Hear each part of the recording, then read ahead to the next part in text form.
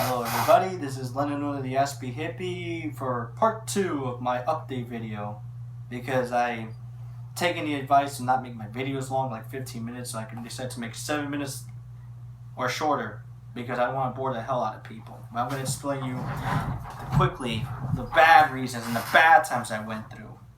Okay, bad times. You see there was a lot of moments where I felt really depressed, I felt really lonely, and I felt really hurt. And it was, I've been facing through, it felt like I was going through a really grueling battle and then came out as a survivor in the end, that's the position I am in right now.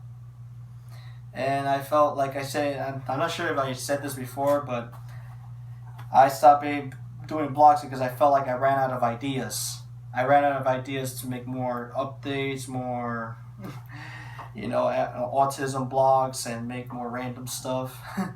But ironically, I have more time to, make music videos of me covering songs, and of course, doing some experimental moments with my guitar. It's kind of very very crazy, man. So what happened was, I began to, self-seclude many times. To the point where I shut off all my social networking sites, because I felt like I was pissing people off. And it's just that. I was very anxious. I was very fearful that I was going to lose friends. I was very fearful, It's that paranoia that got me a lot. And I did it many times through all the blogs up until now, where there's moments where I shut myself up for 1 month and then I come back to social networking and to see my friend. And ironically, even though I was kind of self-secluding, the only people I saw were my family and my best friends, because I felt like they were really close to me. Sorry to all those people who were social networking with me, since that's the only time I can contact you, but I hope you can forgive me. I mean, you're still good people. It's just there's some paranoia that happens within me that, that leads me away to being social. And right now I'm in a position where I shut off all my social networking systems since February. Yeah, this is my longest one. And I hope I can come back to social network in the future, but very very soon, because here's a story. Well, I was hospitalized this Saturday, because I thought I had cancer. Because I don't want to get all too sexual, but please don't freak out. But I'm going to tell you, I found this lump on the testicle, and I thought it was cancer. And then I felt really really weak, and I had a really bad back pain.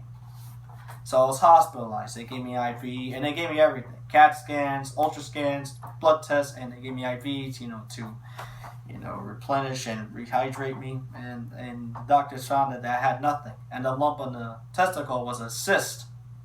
But they did tell me if the cyst grows big, I'm going to have to remove it, because it's like a toothache. If you leave it out for so long, it's going to get infected and it's going to get really painful. So they don't want that. And the weakness was caused by my dehydration, and my back pain was from the sitting posture. I'm sitting in a chair, of course, and I've been doing that for a while. And the thing with the therapy is, I'm going to explain this to you. I have certain mental conditions that I never explained in the other videos before. I mean, I did mention I had PTSD, but I'm brave enough to say it. I have psychosis, which I've been having since 2008. I've been having, anxiety disorder since 2008. I've also been having OCD, adjustment disorder. As you all well know, I have also ADHD and autism, which it used to be called Asperger's, but thanks to the DSM-5, they merged Asperger's to autism. So I'm no longer Aspie. I mean, I still call myself the Aspie Hippie. I'm autistic, technically, according to psychiatrists. And I had a really bad breakdown, because, I had a bad episode, a really bad episode. In January, everybody was going nuts. My mom tried to commit suicide, my sister tried to commit suicide. I found out that my sister tried to commit suicide, and I myself tried to do the same. You know, we all had nervous breakdowns. You know, this family's kind of got a little way too dysfunctional. So in the end, we all had to get therapy, especially me. And it worked. I mean, we are helping each other along. We're progressing fine, and we're making a whole lot of improvement, which is really good news. Yeah, so I'm facing a lot of bad times. I feel like, you know, a lot of people abandoned me, but then I realized that they never did.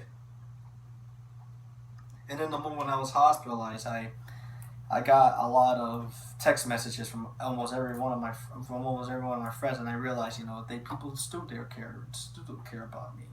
Not trying to be self-centered, but you know, I'm very open to care about others. But you know, I felt like, you know, nobody cared about me, and I was proven wrong.